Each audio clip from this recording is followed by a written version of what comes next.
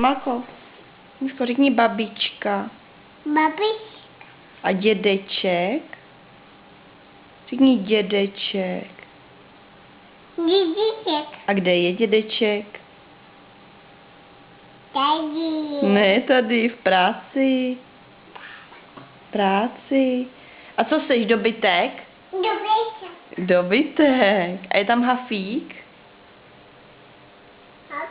Hafík. Kuci. Řekni Jelito. To. A teta Nikola?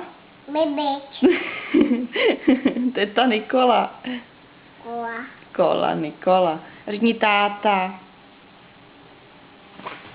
Táta. Tatínek. Tady. Řekni maminka.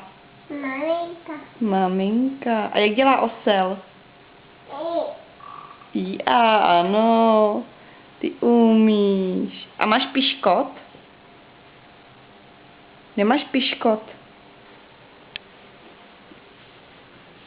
Tam není piškot. A řekni piškot. Piškot. A kde máš nohu? Tam mám já nohu, no. A ukaž, Amalko, koukej na mě. Hele, koukej na mě. Koukej, kde máš nos? A oko. A ucho.